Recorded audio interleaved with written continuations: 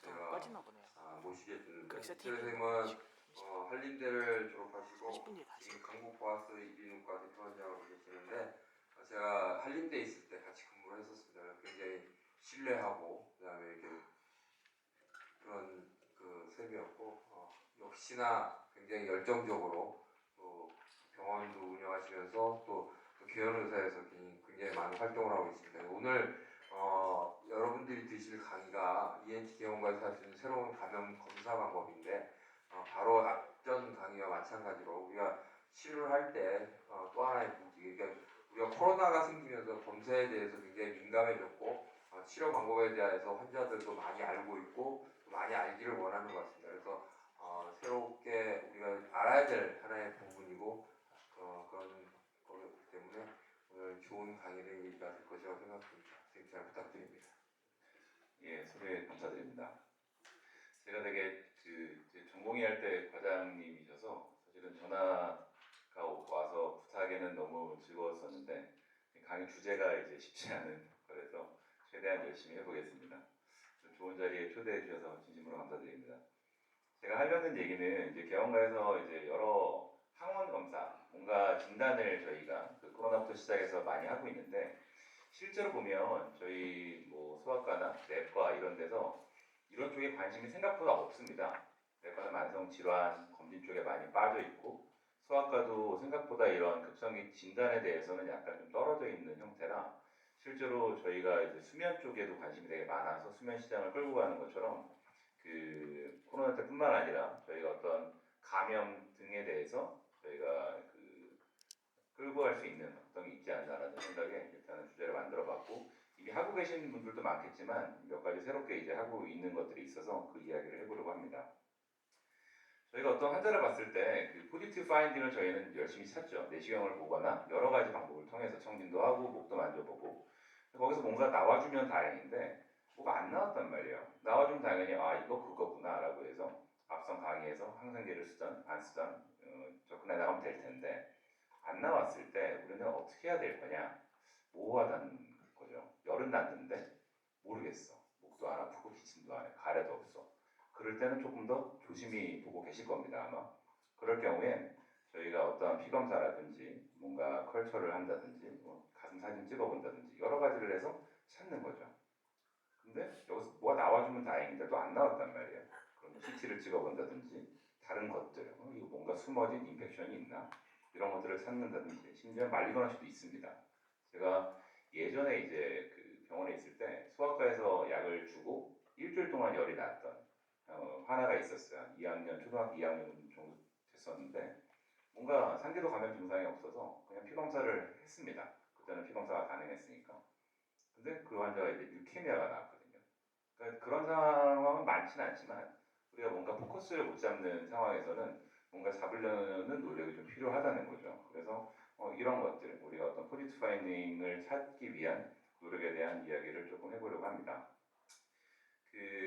어떠한 그 안티바디를 보는 거는 어느 제한점이 분명히 있지만 저희가 멍스에서 많이 나왔던 얘기죠. 조건데 IgG가 4배 이상 역화가 증가하면 양성으로 볼 수 있다. 저희가 실제로 해보면 IgG가 이미 4배 증가하기엔 안티바디 값이 높아서 4배를 보기가 되게 어려운데 IgM을 보는 것보다 IgG가 4배 이상 증가하는 게 더 정확하고 보통 7일에서 10일 간격 정도를 띄어서 검사를 해보자. 그래서 어떤 우리는 안티바디를 측정할 수 있다는 거죠. 물론 이제 PCR을 하면 당연히 더 정확하긴 한데 PCR을 보는 거는 좀 제한적인 것 같습니다. PCR 하는 경우도 있지만요. 그래서 이거는 저희가 이제 피검사로 내는 거죠. 바이럴 캡시드 안티젠에 대해서 IgM하고 IgG를 검사해서 우리가 EB 바이러스 인펙션을 이제 검사하는. 그래서 M만 포지티브일 때는 이제 얼리 인펙션이다. G까지 나오면 아큐트 프라이머리 인펙션이고 그냥 G만 포지티브가 나왔을 때는 그냥 옛날에 이제 지나갔던 인펙션이다. 이런 얘기들이 있습니다. 다이플러스만 앞쪽에 나왔지만 지금 어마어마합니다.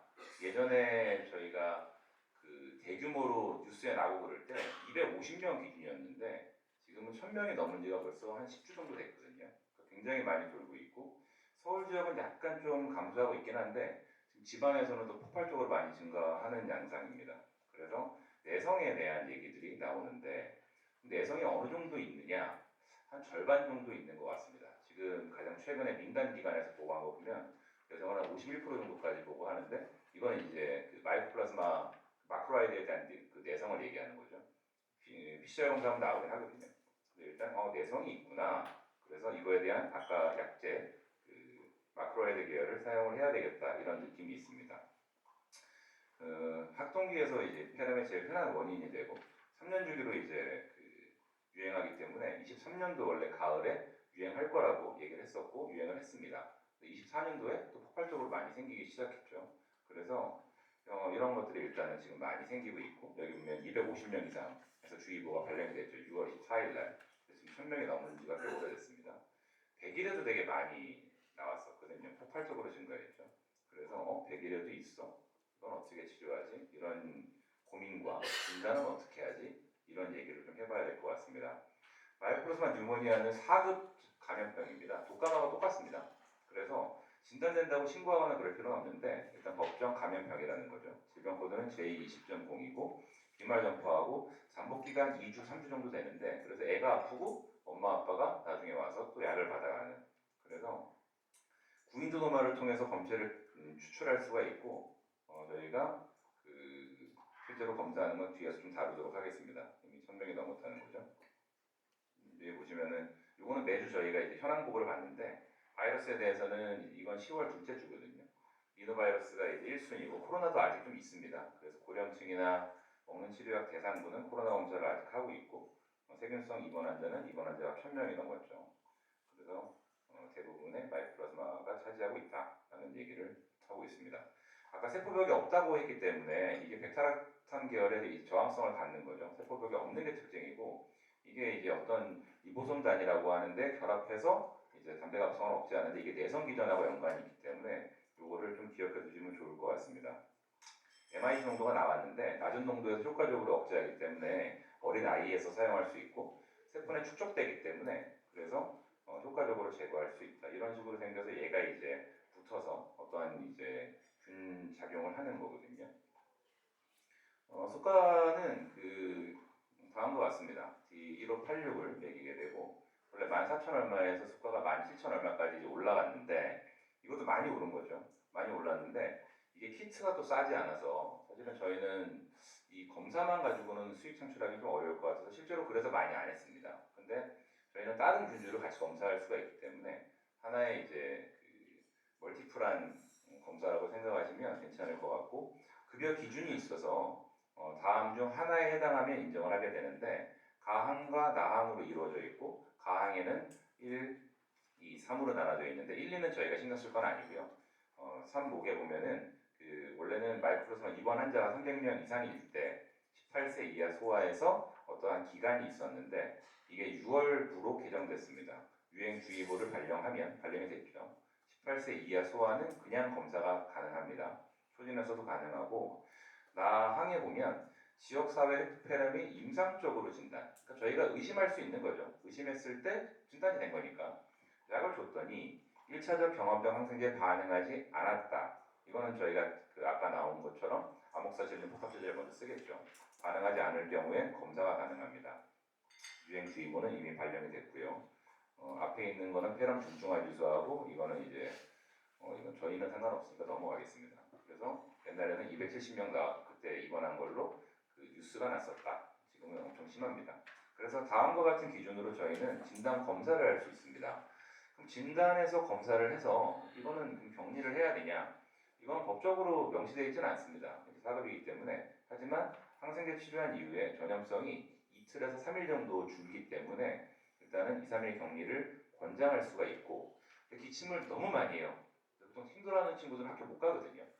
그러면 일주일을 적어도 당연히 문제는 없습니다. 격리는 2, 3일 하지만 환자가 증상이 심해서 일주일 안전관리를 요한다라고 적어서 실제로 그렇게 나가는 경우들이 종종 있는 것 같습니다. 진단검사는 항원검사를 저희가 주로 시행하게 되고 지금 나와 있는 게 두 가지입니다. 아까 전에 그 자료에서 민감도 특이도 보여주신 거는 이 리브 테스트라고 하는 이 기계고요. 요거는 한 10,000원이 조금 넘습니다. 얘도. 둘 다 일본에서 나온 제품인데 메디스토어에서 요거 카필리아에서 나온 것도 있거든요. 얘는 민감도는 좀 더 높은데 특이도가 좀 떨어집니다. 그러니까 그냥 수합해서 양성을 보기에는 얘가 좀 더 좋을 수 있고, 하지만 양성일 때 양성이라고 얘기하는 거는 얘가 더 낫고, 둘 중에서 편한 걸 이용하시면 될 것 같고, 이 회사에는 지속적으로 제가 좀 히트 가격을 떨어뜨려 달라고 요청을 수차례했는데, 일단은 거기 수입사도 작고요. 그 일본에서 일단 단가를 떨어뜨려주고 있지는 않다 그래서 앞으로는 요청을 계속 할 생각입니다. PCR 검사를 할 수 있습니다. 저희가 PCR 검사를 예전에는 아예 신경도 안 쓰다가 주로 이제 소아 병원에서 입원할 때 주로 많이 하는 검사였거든요. 그래서 옛날에 보면 갑자기 애가 아데노바이러스로 진단받고 왔다. 엄마 이게 무슨 소리예요? 그러면 이제 PCR 검사를 입원할 때 루틴하게 했기 때문에 저희는 그런 결과치를 알 수 있었는데 가격이 일단 비싸죠. 한 10만 원 정도를 넘거나 이게 급여 검사로도 할 수 있다는 얘기가 있습니다. 뒤에서 조금 더 다룰 텐데요. 그래서 급여 검사할 수 있구나. 돌연변이에 대한 게 나옵니다. 마이코플라즈마 포지티브, 내성균, 요거 포지티브 나왔죠. 아, 마이코플라즈마 내성균이 있구나. PCR 검사를 해서 잡아낼 수도 있지만 현실적으로는 저희 그냥 신속항원 검사하는 게도 아마 편할 겁니다. 보통 민감도 특이도는 독감 검사하고 비슷하다고 하지만 실제로 약간 더 떨어지는 느낌인데 수압을 되게 잘해야 됩니다. 기침을 이건 구강 수압하거든요. 안에 침도 많고 하기 때문에 거의 셀을 못 차는 경우가 많아서 구강에 있는 침을 싹 제거하고 기침을 강하게 유발시켜야 됩니다. 그래서 저희가 객담을 검사할 수는 없기 때문에 기침 강하게 해서 여기 묻어있는, 그래서 톤실부터 해서 우블라 뒤쪽에 포스터 파링스 쪽에 있는 걸 수압하게 되는데 이게 하다 보면 비용 대비 아무튼 좀 기분이 좋지 않습니다. 환자가 내 앞에서 기침을 하는데 마스크를 안 쓰고 왔다. 그러면 이제 그래도 기침을 유발시켜서 검사해야 되기 때문에 수압을 잘하면 진단율이 올라갑니다. 독감하고 똑같은 것 같습니다.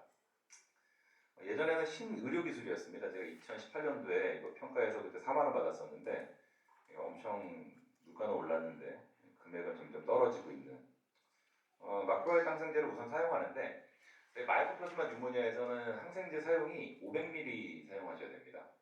250ml를 저희가 보통 사용하잖아요. 근데 마이코플라즈마 뉴모니아는 500ml BID가 권장 사항이고 호전이 안 됐을 때 2, 3일 호전이 안 됐을 경우에 독시사이클린을 주로 사용할 수 있고 나온 것처럼 8세 이상에서는 편하게 써도 되고 치아 착색 이슈가 생각보다 많지 않습니다. 일주일 썼을 때는 거의 없다는 거죠. 그리고 비타민 C라든지 이런 것들하고는 병용해서 먹지 말라고 되어 있습니다. 약효가 떨어지기 때문이고 치아 착색은 생각보다 많지 않다라는 얘기고 여러 가지가 있는데 앞에서 그 반감기에 대한 말씀을 해주셨거든요. 에리스로마이신, 아지스로마이신, 클레리, 록시 이런 식으로 개발이 됐고 마크로이드 구분을 보게 되면 이 어떤 멤버들 링에 따라서 나누게 되고 우리가 알고 있는 클레리스로마이신은 여기에 속하고 얘가 록시하고 친구인데 약효는 다른 것 같은 느낌이 있습니다. 아지스로마이신은 여기 위치해 있고요. 그래서 셀 월이었기 때문에 어떠한 그 축적되고 저항이 뭐 어떤 식으로 생기냐 이게 이제 리보솜이라고 하는 게 연결되는 건데 얘가 이제 계속 합성을 하게 되죠. 그래서 근데 이제 이게 뮤테이션 되게 되면 얘가 변하면서 마크로이드가 작용을 못하게 되고 이 펌프를 변형시켜서 셀 내에 모여있지 못하도록 만드는 것이죠. 아지스로마이신에 대한 내성 얘기는 되게 오랫동안 있었습니다. 워낙 사용 약전에 보면 하루 쓰거나 3일 쓰거나 5일 쓰거나 되게 이상하다고 생각했거든요. 왜 약을 하루 쓰고 말지? 워낙 작용 시간이 길어서 사실 한 번만 줘도 충분한 효과를 발휘할 수가 있는 거죠. 롱텀하게 줬을 때는 이게 플라세보에 비해서 이제 내성 발현율이 더 높고 이건 아까 전에 나왔던 슬라이드죠. 한 이틀에서 3일 정도까지 가기 때문에 자주 약을 써야 될 때는 반대로 좋을 수도 있어요. 뭔가 약을 주고 팔로우 못하거나 항생제를 바꿀 때 이 효과를 보기 위해서는 얘를 주는 게 좋을 수도 있고 실제로 내과에서는 되게 많이 사용하시거든요. 저는 클레리스로마이신만 사용하고 있는데 이것만 써도 큰 문제는 없는 것 같습니다. 그래서 얘를 썼는데 뭐 안 듣는다고 얘를 쓰거나 하진 않습니다. 사실은 두 개 다 약효의 작용 기전이 같기 때문에 그렇고요. 이제 없어지는데 오래 걸리기 때문에 효과적인 농도 아래로 유지를 너무 길게 해서 그런 것들이 내성에 영향을 준다라는 내용입니다. 내성이 좀 많이 생긴다는 얘기고 그래서 저희는 이제 독시사이클린하고 레보플록사신을 2차 약제로 사용할 수 있는데 검사를 통해서 들어와도 되고 이거는 사용할 때 저희 차트 넘겨보면 거기에다가 기입하시면 됩니다. 마이코플라즈마, 마크로이드 내성 마이코플라즈마 감염증이라고 적고 넘어가면 이제 자연스럽게 넘어갈 수 있고요. 용량은 25kg 정도의 애들이 이 반씩 먹으면 됩니다. 성인 용량의 반씩 100ml씩 먹는 거죠. 이것도 마찬가지로 25kg의 애가 0.5씩 500짜리를 쪼개 먹으면 맞는 용량이 되는데 그 퀴놀론 같은 경우도 마이크로플라스마 페라면 사용 용량이 750mg입니다. 저희가 500짜리 사용하시잖아요. 그래서 750mg을 1.5T가 됩니다. 750으로 나오는 것도 있거든요. 코롱하고 국제에서 나오는데 근데 그걸 사용하시거나 기존에 잡혀있던 500짜리가 있으면 그걸 1.5T로 해서 주시면 됩니다. 약이 너무 싸다 보니까 원래 수입된 약은 없어져 버렸고요. 지금 카피로만 남아 있습니다. 캡슐 제제가 있고 정제가 있어서 이건 쪼개 먹을 수 있거든요. 알약을 먹을 수 있는 친구는 이런 약을 반 잘라주면 되고 캡슐에 있는 거를 빼서 용량을 쪼개서 줘도 상관이 없습니다. 그래서 부등성 마이크로플라스마 때는 이제 사용할 수 있고 치아 착색에 대한 인증 생각보다 많지 않다. 급여 기준은 다 만족을 하고요. 저도 마찬가지로 독시 쓰고 안 들으면 레보프로사진으로 넘어가는데 주사제는 이제 입원하면 하겠죠. 그래서 경구제만 사용하고 대부분은 여기서 잘 마무리가 되는 것 같습니다. 넘어가겠습니다. 그래서 저희가 이제 아까 나온 얘기지만 그 다른 감염 때는 그 마크로이드 결양성제 쓰지 말라는 거죠. 결국에는 그 마이크로플라스마 관련된 그 내성균이 많기 때문에 일단은 저희는 그 두 가지 저희 지금 마이크로플라스마 감염하고 뒤에 나올 백일의 감염 이런 것들이 진단됐을 때만 사용하는 게 좋겠다라는 얘기고요. 제가 하도 로컬에서는 많이 그 롱텀 마크로이드 세라피를 생각보다 하시는 분이 많지 않거든요. 그래서 논문을 막 찾아봤더니 뭔가 이건 최근에는 다른 내용이 있을 거야 찾아봤더니 없더라고요. 결국에는 많은 사람들을 대상으로 해봤더니 다 좋았다.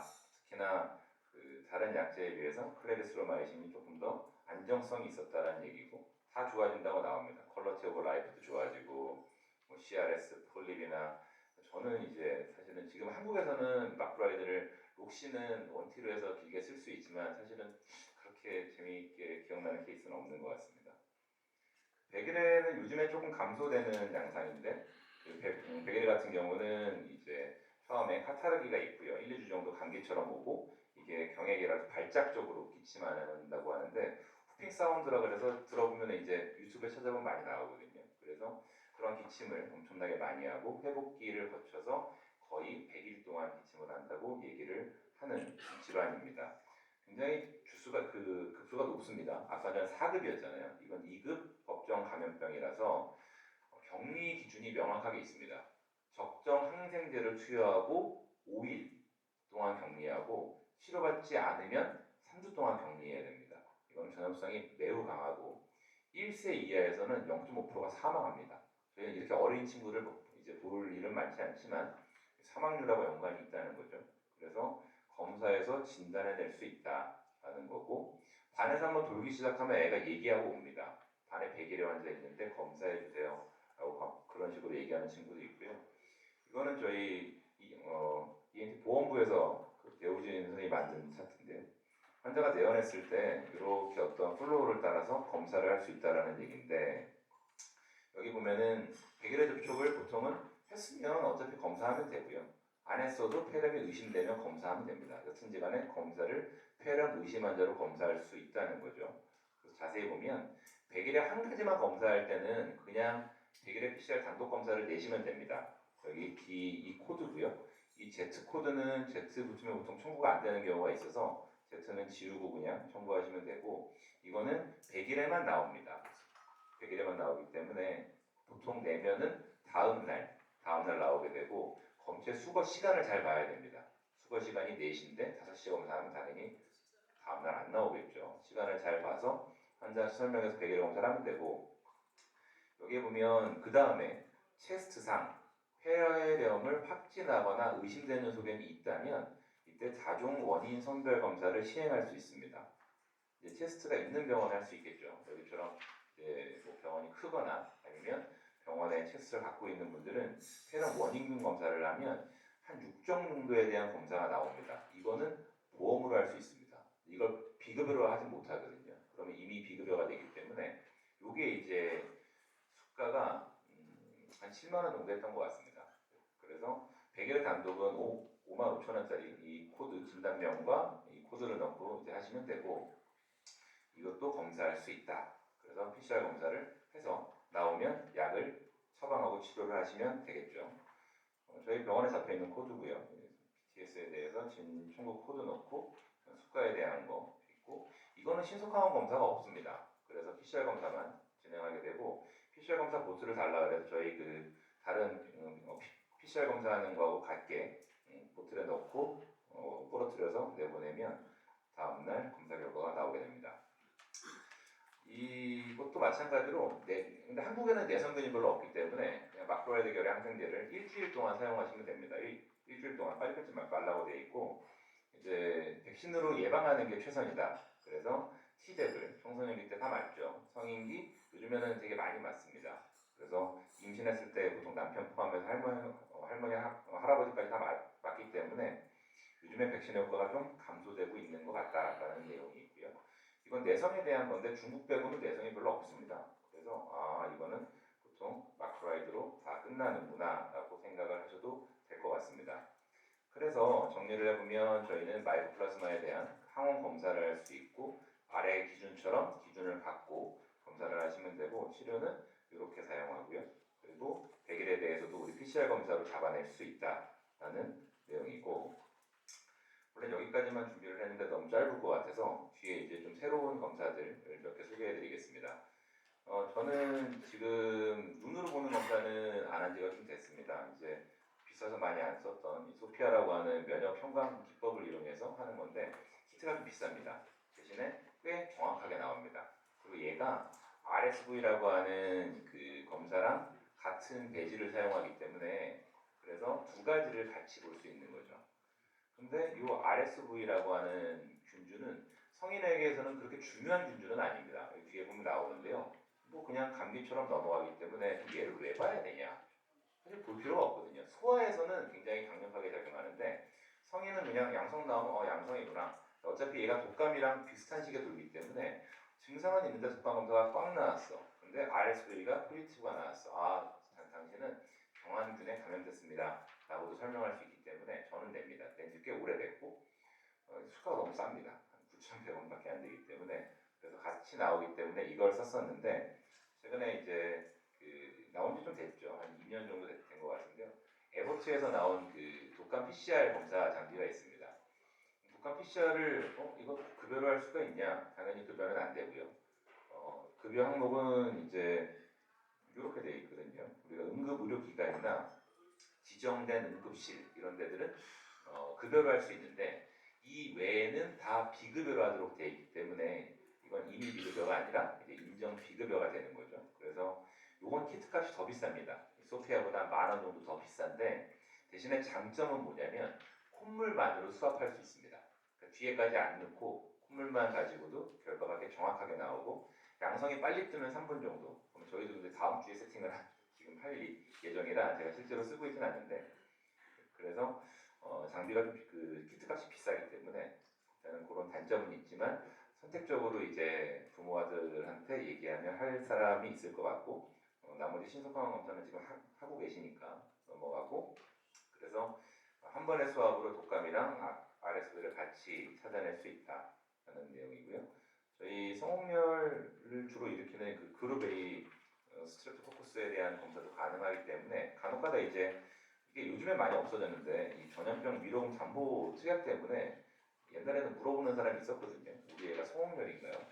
그럴 때 이제 검사를 통해서 알 수 있고, 스트레프토코커스는 이런 식으로 알파, 베타, 뭐 감마 나눠서 저희가 이제 주로 보는 게 여기에 있는 그룹 A 이쪽인데, 성홍열이 가끔씩 이제 병원에 오는 경우가 있고, 항생제 사용 지침에서는 가능하면은 이제 요거를 확인하고 항생제를 처방하도록 공고하고 있지만 실제로 쉽지는 않은 것 같습니다. 검사 수가도 워낙 싸고 환자들이 검사하기 원하지 않는 경우도 많아서 이거는 많이 보셨을 겁니다. 45세 이상은 4가지고요. 그 이하는 3가지만 있으면 급여로 검사할 수 있고, 기준 외에는 80%를 본인 부담으로 청구하시면 됩니다. 스트레프토코커스 뉴모니아도 소변 검사로 검사가 가능하거든요. 병원에 이제 요즘에 수면하는 경우들이 많아지면서 임상병리사 친구들이 많아서 이것도 금액이 되게 쌉니다. 한 만 원 정도이기 때문에. 근데 그 친구들은 소변 검체 다루는 거를 생각보다 싫어하지 않기 때문에 만약에 환자가 너무 나이가 많은 사람이 기침이 너무 심하다라고 하면 소변을 통해서 우리 이 스트랩토코커스 뉴모니아를 진단할 수 있다고 14세 이상 환자에서 적용시킬 수가 있습니다.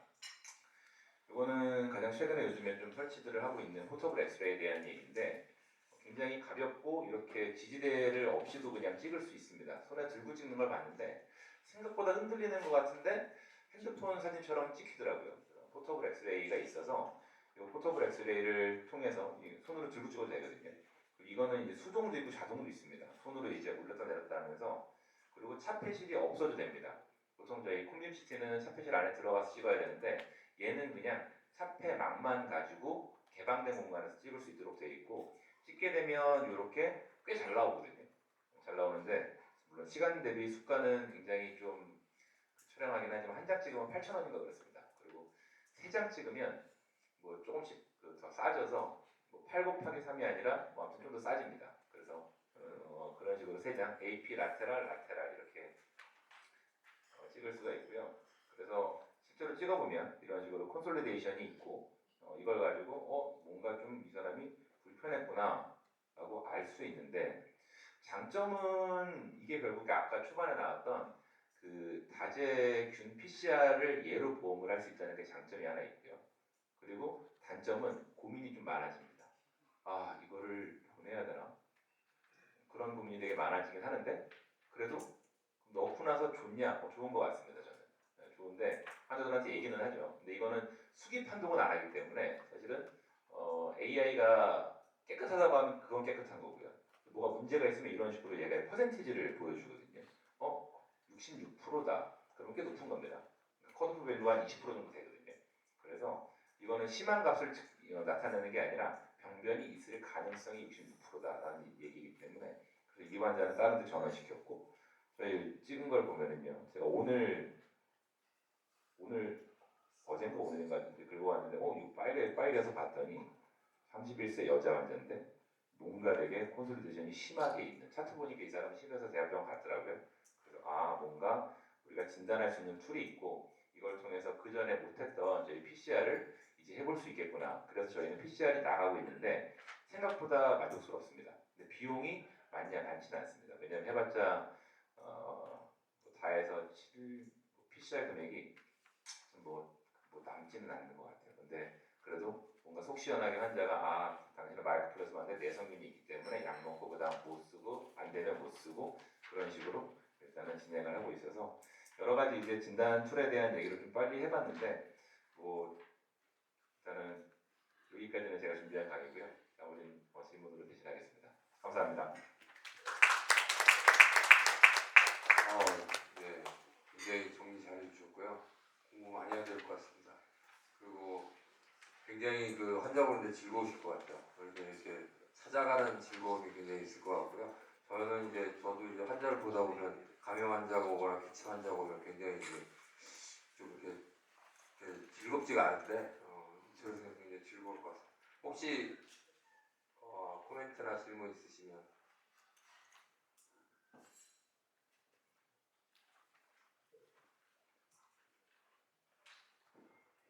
저 강의 잘 들었습니다. 저 100일의 검사를 제가 한번 PCR로 내봤는데 그 낼 때 검사를 급여를 받으려면 그 진단명을 누라더나 이런 거 없이 진단 코드를 넣어야 되고 혹시 이게 보건소에 등록을 해야 된다, 신고를 해야지만이 되는 건지. 맞습니다. 저희 멈스 피 검사하는 거랑 똑같아서 원래 신고하고 그러니까 저희가 멈스 검사할 때도 원래 멈스 검사할 때 신고하잖아요. 신고하기 때문에 저희 병원 프로토콜은 어떻게 돼 있냐면 이제 검사를 내면 저희가 어차피 그게 즉시 신고가 아니거든요. 그래서 다음날 검사 결과가 나올 때 보건소의 결과랑 같이 신고합니다. 저도 한 명 해달라고 해서 해줬는데 그래서 그거를 신고를 바로 해야 되는 것처럼 얘기를 하고 보건소에서 그리고 그 검사 결과가